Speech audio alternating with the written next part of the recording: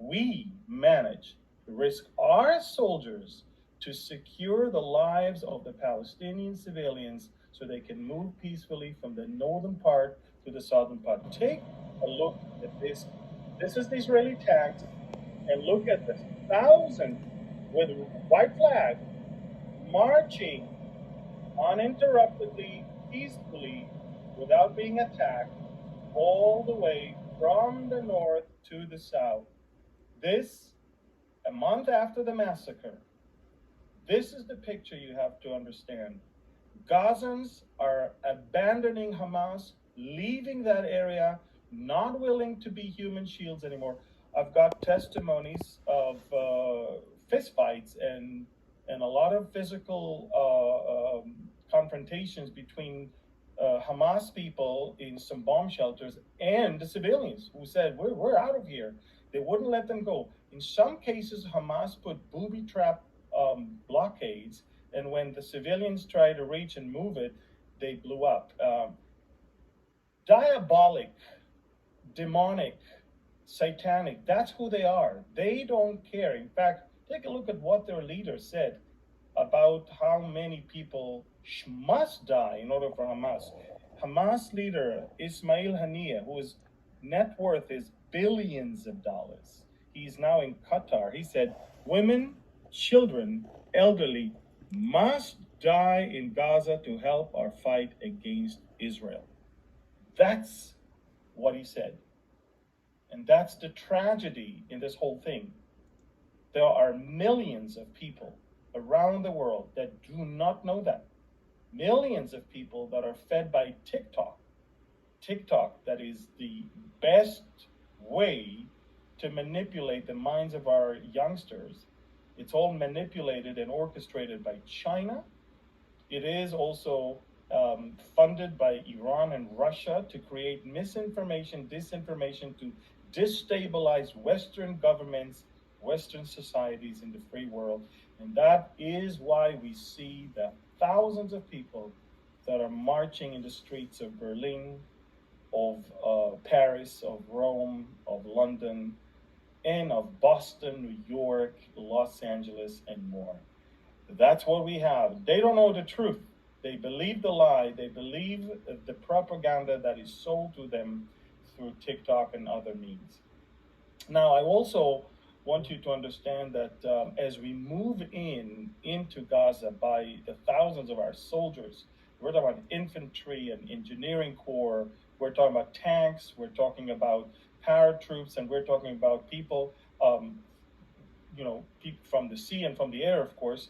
We find more and more and more war crimes conducted by Hamas.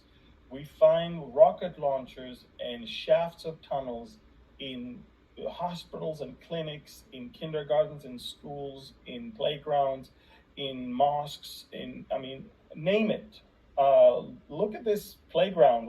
Right there, we found rocket launchers. In fact, just a few minutes ago, the IDF spokesperson uploaded a video from today. That shows a Ferris wheel, shows some playground for children. And take a look at this video. It's very disturbing. See, the soldiers are there. They understand that this very innocent place is not that innocent. As they move into this area, that's why, by the way, it takes us time to move inch by inch. Look at this. This is the Ferris wheel that was built on top of one Jewish town that used to be there before 2007. Take a look at the shaft of a terror tunnel that we just exposed. Right next to it, you see? This is a terror tunnel. From these places, they shoot rockets, they shoot anti-tank missiles, they shoot mortar shells, they throw grenades, and they just kill people. And that's what we're dealing with. These are our troops. Our troops are moving with dogs that are finding explosives. We're moving literally inch by inch because we are talking about the largest terrorist base on planet Earth, the most booby-trapped place on planet Earth. Every place we go to, we find hundreds of shafts of tunnels. We found tons of weapons, of maps. We took over some of their headquarters. We found maps. We found tunnels. We found rockets and hand grenades. And look, I'm telling you, for every $10 they receive in aid, 9 went to terrorism, and only 1 maybe went to their own people. Unbelievable. We've never seen so many. We knew about tunnels, but we didn't know they have that many shafts in so many places. The tunnels under the ground goes for miles, but we didn't know they have literally every 20, 40 meters a shaft.